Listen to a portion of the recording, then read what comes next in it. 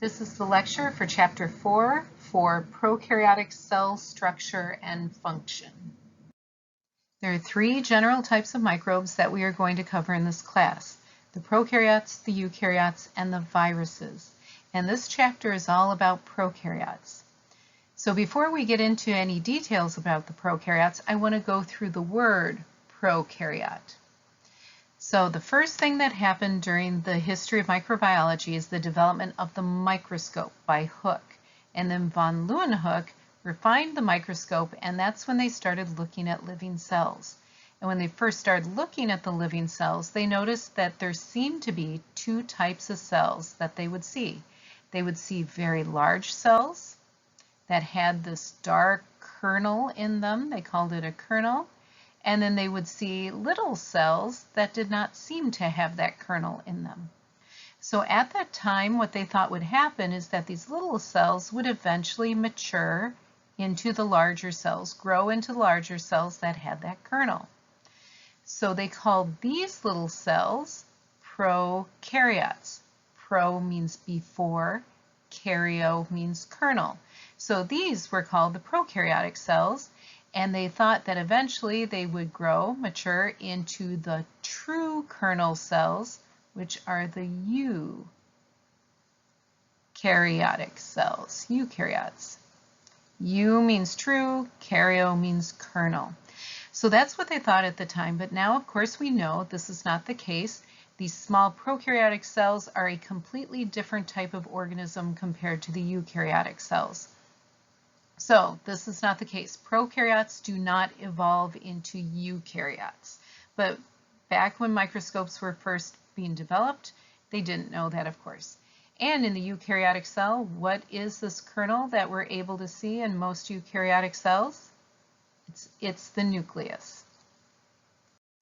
The next thing I want to do are go through some general characteristics for prokaryotic organisms. The first defining characteristic is that they are very, very small, much smaller than eukaryotic cells. The second characteristic is that they have no organelles, compared to the eukaryotic cells, which are much more complex and do have organelles. Next, all prokaryotic organisms are unicellular. That means one individual organism is composed of only one cell. Also, prokaryotes can be either heterotrophic or autotrophic, and this refers to their type of metabolism. Hetero means other, trophic means feeder. So if an organism is heterotrophic, that means it must ingest other organisms in order to get a source of carbon and energy. Prokaryotic organisms can be heterotrophic or they can be autotrophic. Auto is self-feeder. So an autotrophic organism is able to produce its own or form its own organic carbon from a process like photosynthesis. The last characteristic that prokaryotic organisms have is that they have asexual reproduction.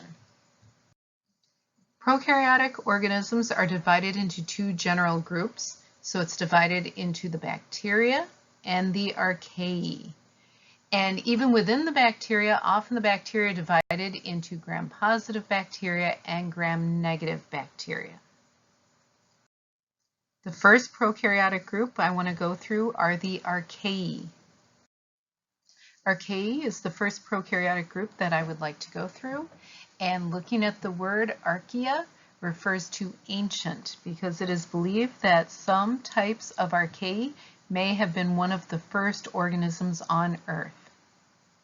In terms of structure, the Archaea have all the prokaryotic characteristics, like being very small, no organelles, unicellular, heterotrophic, and some are autotrophic and also reproduce asexually. One of the things that differentiates the Archaea from the regular bacteria is that the Archaea do not have peptidoglycan in their cell walls.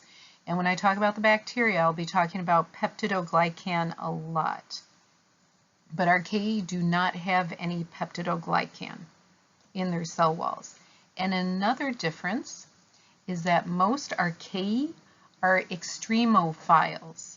Extremophiles, phile means to love, they prefer extreme environments. Some of the Archaea are halophiles. Halo means salt, phile means to love, so they love very salty environments like the Salt Lake, the Great Salt Lake by Salt Lake City. Others are thermophiles that would live here. Thermo refers to heat, so they are heat-loving. They can live in hot springs.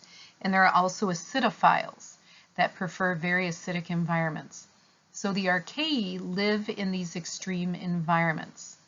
Some bacteria can live in extreme environments, but many bacteria do not. They live in more mild environments.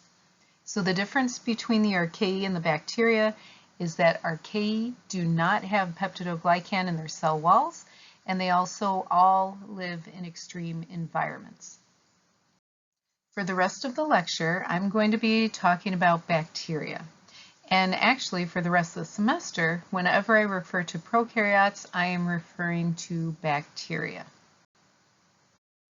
Identification is going to be an extremely important theme in the whole semester. During many lectures, I will talk about the importance of being able to identify different types of bacteria. And in fact, your unknown project, which is due at the end of the semester, is all about identifying a sample of bacteria that you have been given. And one of the important characteristics that you need to know when trying to identify a strain of bacteria is the type of shape its cells have. For the vast majority of bacteria, the bacteria have only three basic shapes: coccus, which is a rounded shape, bacillus, which is a rod shape, and then spiral. So for the most part, the bacteria come in only three options for shape. Coccus is singular, cocci is plural, so either a rounded shape or a bacillus shaped, bacillus is singular, bacilli is plural, or a spiral shaped. Now these shapes are determined by genes, so the shape is species specific. What that means is each species has only one shape, so they're monomorphic, one shape. So for instance, coccus means round, circular shape. Staphylococcus epidermidis, Staphylococcus, it tells you that the shape of those bacteria are round. E. coli is a bacillus, so all members of E. coli will have a bacillus shape. And another species, Treponema pallidum, that is a spiral. In addition to shape, bacteria can also have specific arrangements. So bacteria that come in the shape of a coccus, or plural, cocci, there are 5 different arrangements that those bacteria can be in. And the arrangement has to do with how the bacterial cells divide. When one cell divides into 2, it's how those cells remain attached together. So the different arrangements for the cocci are first, diplococci. Diplococci, diplo means 2, so that's where you look at the cells under the microscope and you can see pairs of cells. Streptococci, strepto means strap, so they're in long chains. Then there is tetrad, so tetrad 4, that's where you see groups of 4 cocci bacterial cells bound together. Then there's sarcinae. Sarcinae is when they are in groups of 8. And then the last one, staphylococci, staphylo, refers to irregular clusters. So that would look like a cluster of grapes. And again, the arrangement is also dependent on genetics. So for instance, Staphylococcus bacteria, they are named that because they have a staphylo arrangement. And Streptococcus bacteria have a strepto arrangement. And that's another thing also, when you are describing the shape of the bacteria, shape and arrangement, it can be lowercase and in regular type, but if you are referring to Staphylococcus epidermidis, then it needs to be capitalized and italicized if it's a genus name. Bacilli also have their own arrangements. So bacilli is plural, bacillus is singular. So they can be single bacilli. They can be diplobacilli. Again, diplo means two, so they are in pairs. They can be streptobacilli, so in long chains. And you can also have coccobacilli, which are more like rounded rods. Spiral bacteria don't really have different arrangements, but there are three different types of spiral bacteria. A vibrio is like a curved rod. So sometimes it's difficult under the microscope to determine if a bacterium is a diplobacillus or a vibrio. But a vibrio is a curved rod. A spirillum has several curves to it, but it's very rigid, compared to a spirochete, which has several turns to it, but it's flexible. So it may not be as regular with the curves. There are a few bacteria that have unusual shapes, and there are some star-shaped bacteria, some rectangular bacteria, but these are very unusual bacteria, and they do not usually cause disease in humans. So when we're talking about the bacteria that cause diseases, which is what we focus on mainly in this class, all those bacteria are going to fall into one of the three groups: Coccus, Bacillus, or Spiro. I'm going to spend the rest of the lecture going through prokaryotic cell structure in more detail. And again, from this point on, when I say prokaryotic, I am referring specifically to the bacteria. And as I go through explaining these different structures, there are three things I want you to keep in mind. The first thing is how prokaryotes compare to eukaryotes. So as I go through the different structures, I will point out differences between prokaryotic cell structure and eukaryotic cell structure. And some of it may not make sense until I also have the lectures on eukaryotes too. Second thing I want you to keep in mind is how the different structures are used for identification. I've already mentioned that shape and arrangement can help with identification, but identifying the different strains of bacteria is very important, especially in medicine. The third thing I want you to keep in mind are how those structures affect pathogenicity, how those structures make a bacterium more likely to cause disease. So it can make them more pathogenic, they cause more damage, or it can make them harder to kill. So these are the three things I want you to focus on and think about as I go through the different parts of the prokaryotic cell structure. This is a micrograph of a typical bacterium. This is obviously a bacillus type of bacteria because it has a rod-like structure. And this just shows basically what it looks like under a microscope. And this is a cartoon version of a bacillus bacterium. And this has all the different structures that I'm going to go through in the rest of this lecture. And the way I'm going to go through them is I'm going to start from the outside of the cell and move inside to the cell. So the first thing I'm going to talk about are the appendages. And then after I talk about the appendages, I will go through the layers of the cell.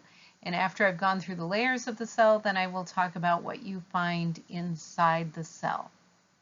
So appendages. Prokaryotic cells may have three different types of appendages. They could possibly have flagella, they could have fimbriae, and they could have a pilus. Flagella are appendages that extend out from the cell, and they are relatively long compared to the length of the cell. So they are relatively long and thin. And for the prokaryotes, only the bacillus and the spiral types of cells can have flagella. Coccus-shaped cells do not have flagella. They never have flagella. And if you compare the structure of prokaryotic flagella to eukaryotic flagella, the prokaryotic flagella are much more simple in structure compared to the eukaryotic flagella. Now, one of the things about the flagella, prokaryotic flagella, is that it is composed of protein, and those proteins are referred to as H antigens. And these H antigens, there are about 50 different types, and they can be used for identification. So that is one thing that we can use to identify different types of bacteria, the H antigens. In terms of function of the flagella, the main function is locomotion. And locomotion refers to getting the cell from one place to another. And that's true for both prokaryotic and eukaryotic flagella. In terms of how they move, prokaryotes move in a run and tumble type of way. So it's called run and tumble because the prokaryotic cell will move in a straight line. When it gets to a certain point, it will tumble around, sort of spin around, and then it will run in a straight line, and then it will sort of tumble and turn around and run again. So it looks very unorganized if you can see it under the microscope. Eukaryotes, on the other hand, they seem to be more directed. They don't do that run and tumble type of motion. Now motion, the type of motion you can have chemotaxis or phototaxis. So chemotaxis, taxis is movement. Chemo is in response to a chemical. And when we say chemical like chemo, we mean a molecule. Phototaxis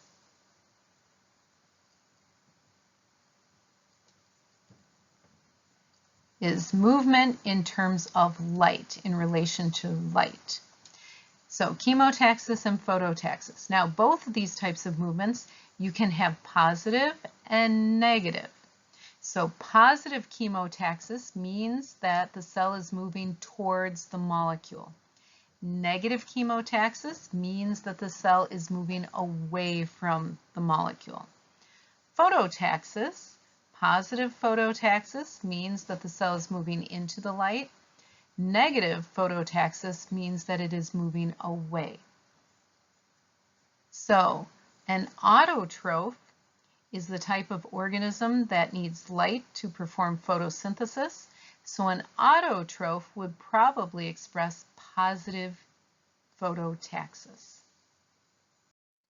Flagella can be used to help with identification in two ways. First, the H antigen, which I mentioned before, the type of protein that makes up the flagella, and there are 50 different types.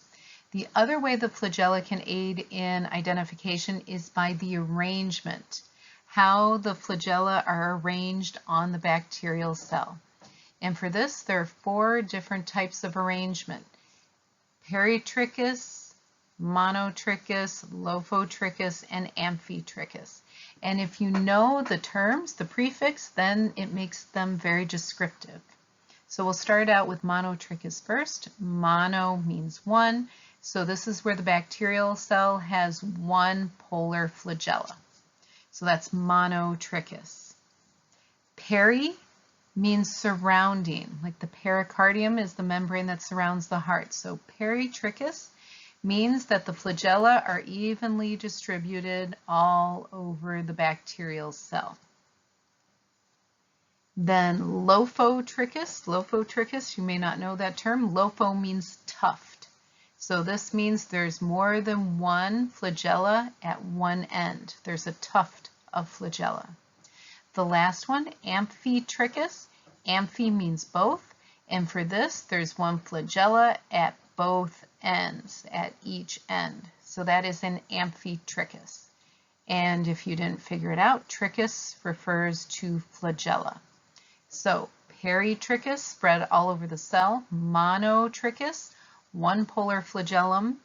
Lophotrichous means a tuft, so a tuft of several flagella at one polar end. And amphitrichous means both, so one flagella at each end. And another term is atrichous. A means without, so if a cell is called atrichous, that means it has no flagella.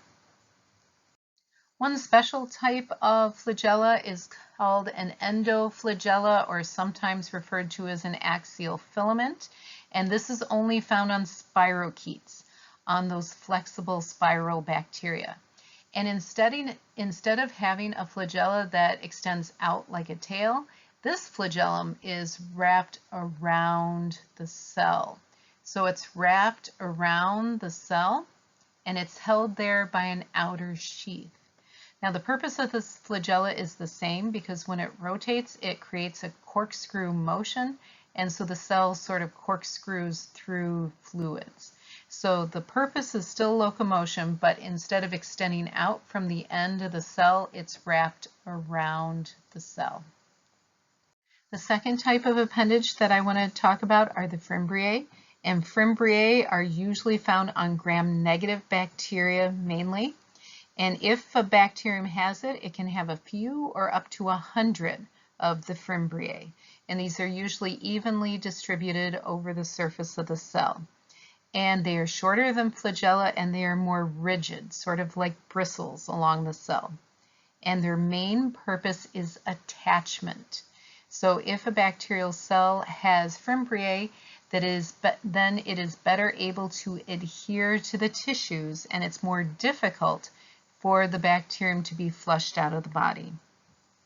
So for instance, E. coli is normally found in the colon, but sometimes the E. coli can migrate up the urethra, but every time the person urinates, they can flush the bacteria out. Unless that bacteria has lots of fimbriae and it's able to adhere to the epithelial tissue in the urethra, and then it's much more difficult to flush it out.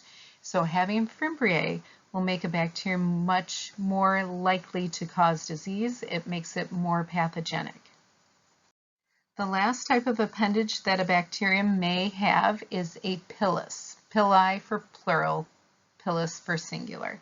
And if a bacterium has a pilus, it's only going to have one or two, very few, and they are longer than fimbriae usually.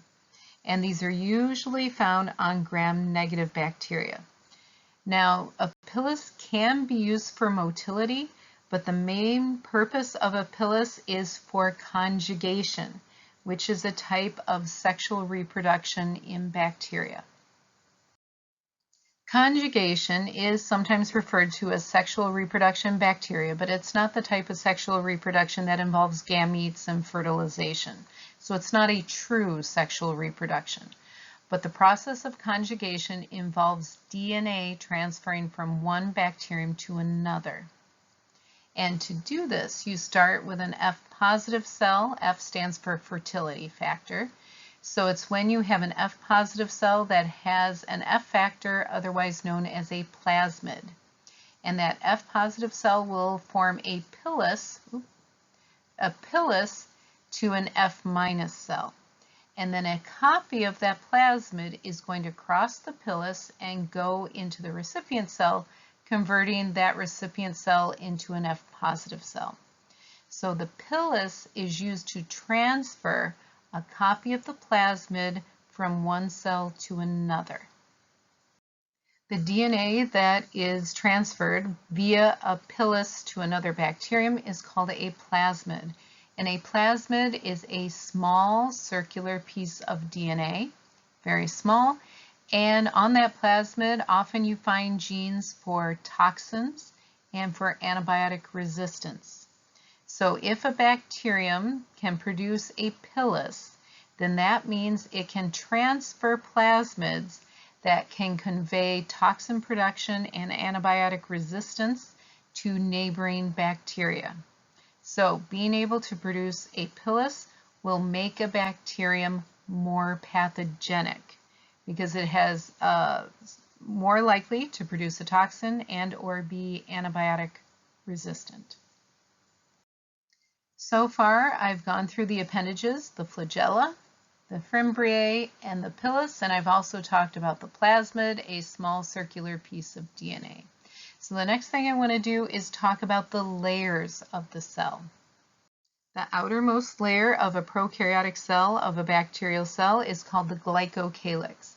And glyco refers to sugar, and calyx means coat. So this is a sugar coat. And this is mainly composed of carbohydrates, glycoproteins, glycolipids, and remember glyco refers to sugar. The main purpose of a glycocalyx is adherence. It is sticky, helps the cell to stick to surfaces, to stick to rocks, to stick to tissues. Also, the glycocalyx is protective. It can protect the cell from different types of things. There are two types of glycocalyces that you can find on bacteria. The first one is called a slime layer, and the slime layer is often found on bacteria you find out in the environment, in the soil, in water, on rocks. And a slime layer is very unorganized in terms of the molecules that compose the slime layer.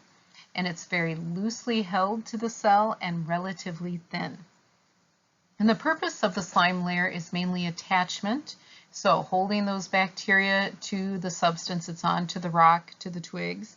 And also another function of the slime layer is to protect from dehydration. The other type of glycocalyx is the capsule.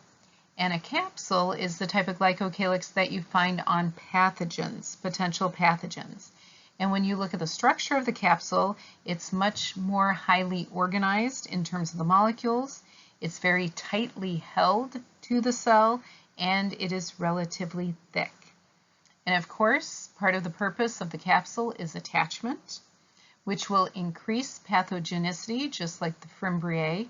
So if the bacterial cells are better able to adhere to the tissues, then they're more difficult to flush out. Another benefit of the capsule is that it protects the bacterial cells from phagocytosis. And phagocytosis, phago is eat, cytosis is cells. It's when a cell tries to eat the bacteria.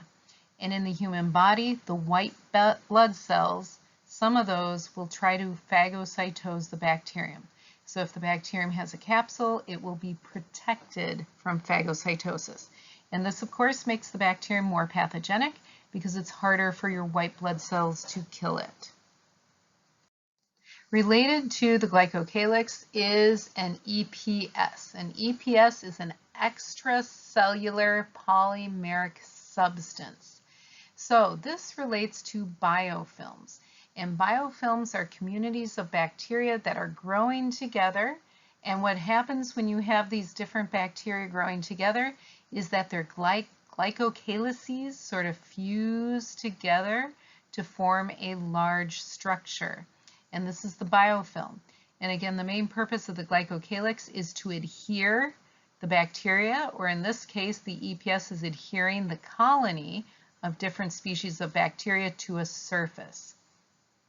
And biofilms are very difficult to get rid of. They're very strongly held to surfaces.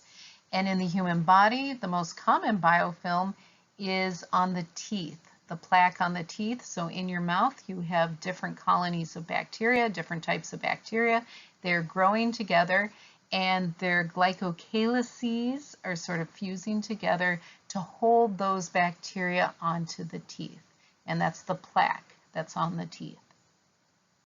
The outermost layer of the prokaryotic cell was the glycocalyx, and as you move into the cell, you will come across a cell wall. And the main purpose of the cell wall is to protect the bacterium from osmotic lysis. So bacterial cells tend to be hypertonic compared to the human body. So when a bacterium is in the human body, the direction of osmosis is into the bacterial cell, so it's gaining water, so it is in danger of rupturing. But having a strong, rigid cell wall prevents that osmotic lysis. Another purpose of the cell wall is for shape. It helps hold the shape of the bacterial cell, whether it's a coccus, bacillus, or spiral. And for bacterial cell walls, I mentioned a difference between bacteria and archaea. I mentioned that bacteria have peptidoglycan. That is the main component of a bacterial cell wall. And if you remember, archaea do not have peptidoglycan.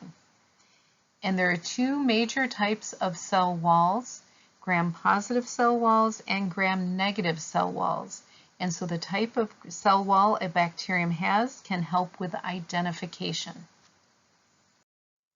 A gram-positive cell wall is referred to as gram-positive because Dr. Gram figured out a staining procedure by which we can tell the differences between the two types of cell walls. And this is a diagram of a gram-positive cell wall. And here is the plasma membrane for orientation. This is the plasma membrane, and exterior to the plasma membrane is the cell wall. And a gram-positive cell wall has many, many layers of peptidoglycan. So it is a very thick, rigid barrier exterior to the plasma membrane. A gram-negative cell wall has a very different structure. So here again is the plasma membrane interior to the cell wall. And now when you look at the cell wall, you notice two things. First, there's only one layer of peptidoglycan. So the layer of peptidoglycan is very, very thin. The second thing you will notice is that exterior to the peptidoglycan is an outer membrane. And the outer membrane also has the basic structure of a membrane. It's a phospholipid bilayer and has the same basic purpose as a membrane. It is a selectively permeable barrier. So this is a selectively permeable barrier, so it can prevent different molecules from entering the cell. It can prevent things like detergents, salts, enzymes, and antibiotics from entering the cell. So gram-negative cells, because they have this outer membrane, they tend to be more resistant to different chemical disinfectants and antibiotics compared to gram-positive cells. Another characteristic that relates to the outer membrane is the presence of this molecule called a lipopolysaccharide. So this is the lipopolysaccharide.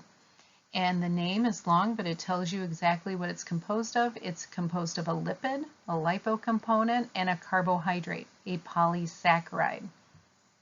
And these lipopolysaccharides are embedded in the outer membrane.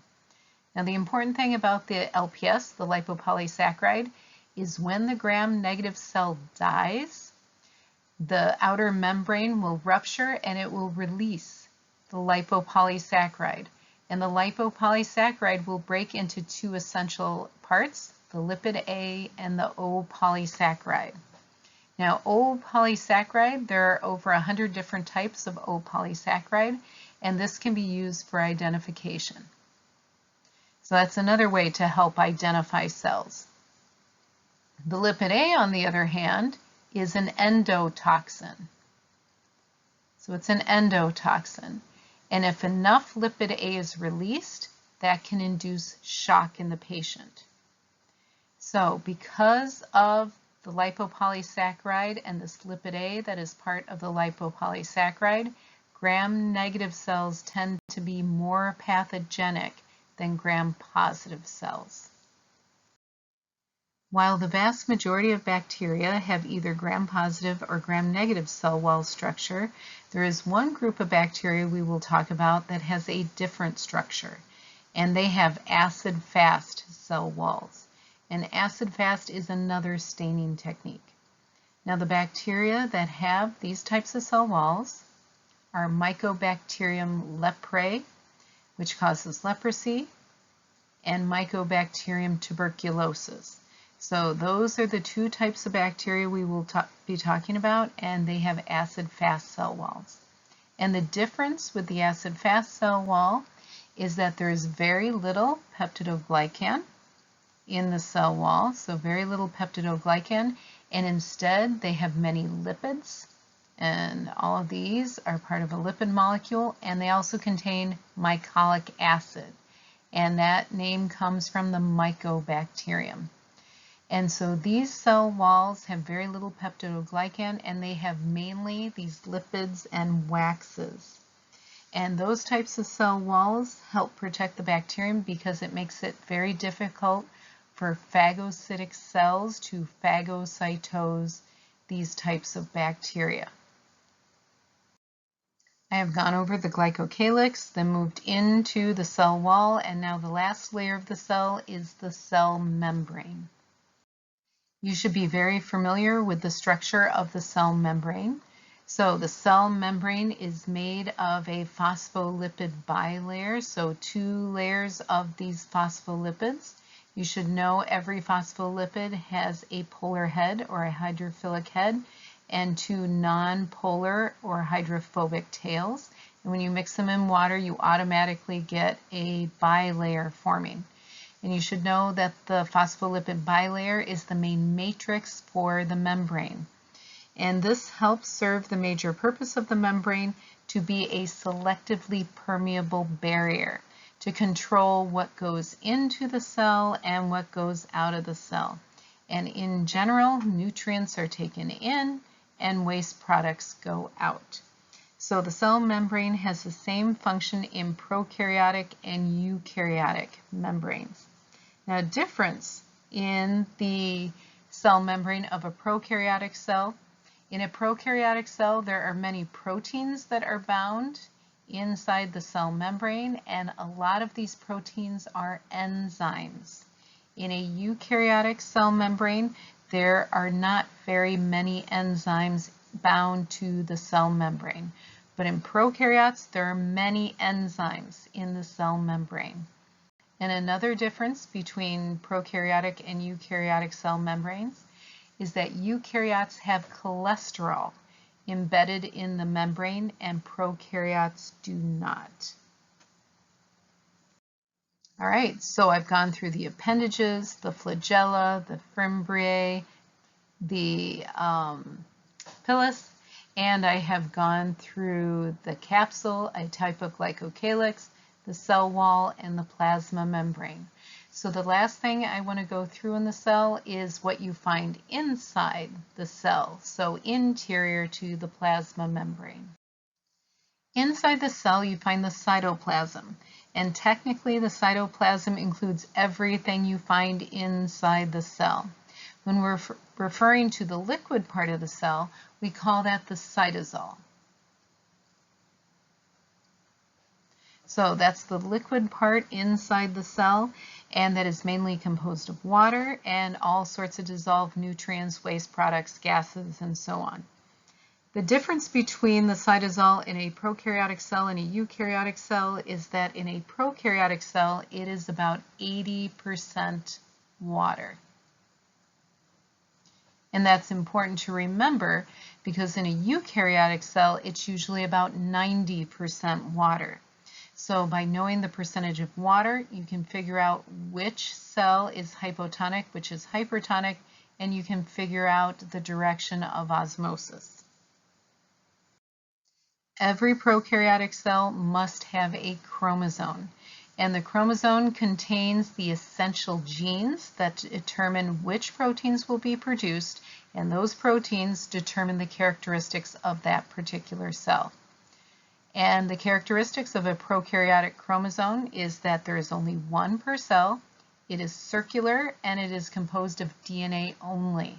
That is different than eukaryotic chromosomes, which there are several. There are many chromosomes, they are linear, and they're composed of DNA complexed with a protein called histone. In the prokaryotic cell, the cell does not have organelles. That is one of the definitions of prokaryotic cells, but often in the cell you can see this area inside the cell, and that is called the nucleoid. And the nucleoid is the area where you find the chromosome. So that's where you find the chromosome. And the chromosome, again, is a circular piece of DNA that contains the essential genes for the cell. Determines all the characteristics of the cell. In addition to a chromosome, all prokaryotic cells will have ribosomes. And the purpose of the ribosomes are to produce proteins. They perform translation, which takes the mRNA and creates the corresponding protein. And the vast majority of those proteins will be enzymes. So prokaryotic ribosomes and eukaryotic ribosomes serve the same function. The difference is in their size. Prokaryotic ribosomes measure 70S, and that's a measurement that takes into account size and density. Eukaryotic ribosomes measure 80S. So the important point of that is you can tell the difference between eukaryotic and prokaryotic ribosomes. They are slightly different. Some prokaryotic cells may have a plasmid, and I've mentioned the plasmids before. The only way a prokaryotic cell can get a plasmid is through conjugation. So conjugating with an F-positive cell and a copy of the plasmid is transmitted across the pilus. And again, the plasmids, they contain genes for toxin production and antibiotic resistance. So having a plasmid makes a cell more likely to be pathogenic. And bacterial cells can have anywhere from 0 plasmids, if they've never conjugated, to hundreds of plasmids, depending on how often they have conjugated. The last thing a prokaryotic cell may have inside are inclusions. And inclusions can be identified as these darker staining areas in a cell. And an inclusion is basically a storage area in the cell. And there are all sorts of different inclusions. Some can be composed of polysaccharides or lipids, or they can be areas where the cell is storing sulfur, phosphate, iron, and it really depends on the type of cell. But an inclusion is a storage area. So that is all for the basic structure of a prokaryotic cell, bacterial cell. I've gone through the 3 types of appendages, the flagella, the fimbriae, the pilus, the 3 layers, the capsule, the cell wall, the plasma membrane, and then inside the cell, all bacterial cell will have a chromosome, 1 single circular chromosome composed of DNA only. They will have many ribosomes, and they may have a plasmid depending on how often they have conjugated, and they may have inclusions. The last thing I want to talk about are endospores. And endospores are specialized resting cells that are produced by only 2 types of bacteria, 2 genuses of bacteria. The first genus is Bacillus. And Bacillus, the species name is Bacillus anthracis, so it causes anthrax. The other genus is Clostridium. And Clostridium has several species. Clostridium tetani causes tetanus, Clostridium botulinum causes botulism, and Clostridium perfringens causes gaseous gangrene. And a Clostridium we might have heard before, Clostridium difficile, more commonly known as C. diff. So these are the 2 genus names of bacteria that produce endospores. Endospores are produced by a process called sporulation, and it is triggered when the environment is hostile, like when there aren't enough nutrients, there isn't enough water, there are toxins in the environment, something is wrong with the environment. And when that happens, that triggers the cell to copy its genome. So it originally has 1 chromosome and it makes a copy of its chromosome, and it moves the copy of the chromosome to the end of the cell. Then what it does, it starts to build a cell wall, a very thick, strong, tough cell wall around that copy of the chromosome, and there's very little water in that structure. And this is the endospore. It's formed inside the cell. Once the endospore is mature, then the cell ruptures and releases the endospore. And that endospore is now highly resistant to all forms of disinfection. It's highly resistant to heat, to radiation, to chemicals, and antibiotics.